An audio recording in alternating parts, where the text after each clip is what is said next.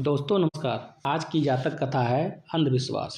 मगध देश के राजगिरी नगर का राजा बड़ा धार्मिक था। उस समय एक कुलीन परिवार के व्यक्ति ने ऋषि प्रव्रज्या के लिए हिमवंत प्रदेश में प्रवेश किया और वहाँ तापस जीवन व्यतीत करने लगा। कठिन ध्यान साधना करके वह महातपस्वी कहलाया। एक दिन वह हिमवंत प्रदेश से निकलकर राजगिरी पहुंचा। अगले दिन जब वह नगर के भिक्षाटन कर जा रहा था, राजा ने उसे देखा और उसे राजभवन में बिठाकर भोजन कराया। उनके यशस्वी रूप को देखकर राजा बहुत प्रभावित हुए और राजा ने उसे राजोद्यान में रहने की अनुमति दे दी। उस समय राजगिरी में एक धनी एवं यश वैभव आज से पूर्ण अंधविश्वासी ब्राह्मण रहता था। उसके संदूक में रखे वस्त्रों को चूहे काट गए। उन्हें देखकर वह सोचने लगा, यदि चूहों के काटे वस्त्र में हम रहेंगे तो मेरा विनाश हो जाएगा।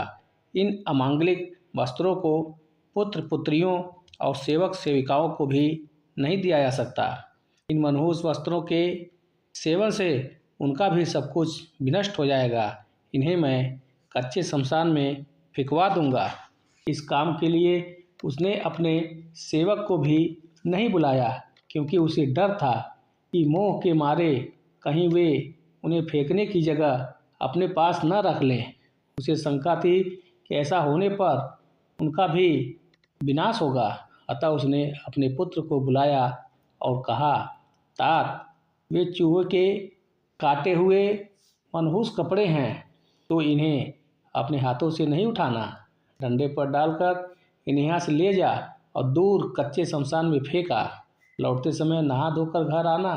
इन अमांगलिक मनहूस कपड़ों की छाया हमारे घर तक नहीं आनी चाहिए। ब्राह्मण पुत्र उन वस्त्रों को लेकर शमशान पर पहुंचा। वहाँ पर तपस्वी पहले से ही बैठा था। ब्राह्मण पुत्र ने वे वस्त्र वहाँ फेंक दिए। तपस्वी फेंके हुए उन वस्त्रों को लेकर उद्यान लौट आए। पुत्र ने जब यह समाचार अपने पिता को बताया, वे भयभीत होकर सीधे राजोद्यान पहुँचे और तपस्वी से कहा, बनते, जिन वस्त्रों को आपने लिया है उन्हें फेंक दें। वे चूहों के खाए हुए हैं, वे अमांगलिक हैं, मनहूस हैं, उनसे बड़ा अनिष्ट हो जाएगा। तपस्वी ने उत्तर दिया, ब्राह्मण, हम शकुन अपशकुन को नहीं मानते। शमशान में फेंके कपड़े हमारे लिए अनुकूल हैं। इनके इस्तेमाल से कोई अनिष्ट नहीं होता।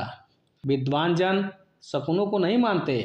तपस्वी ने उस अंधविश्वासी ब्राह्मण को उपदेश देते हुए कहा, जिस आदमी के मंगल अर्थात मांगलिक अमांगलिक संबंधी विश्वास, सभी नक्षत्रों के उत्पात जैसे सूर्य ग्रहण, चंद्र ग्रहण, सभी स्वप्न जैसे शुभ स्वप्न, अशुभ स्वप्न, सभी प्रकार के लक्षण जैसे अच्छे लक्षण, बुरे लक्षण, ये सभी अंधविश्वास हैं। और जिस आदमी के अंधविश्वास नष्ट हो गए हैं, ऐसे सभी मंगल दोषों को लांघने वाला एवं ऐसे द्वंद्व धर्मों को जीतने वाला इस संसार के आवागमन से मुक्त हो जाता है। इस प्रकार इस तपस्वी ने अज्ञानी अंधविश्वासी ब्राह्मण को सभी प्रकार के अमांगलिक विचारों से मुक्त रहने का दमोपदेश दिया। इसके बाद वह राजगिरी नगर से निकलकर पुनः हिमवंत प्रदेश की ओर चला गया।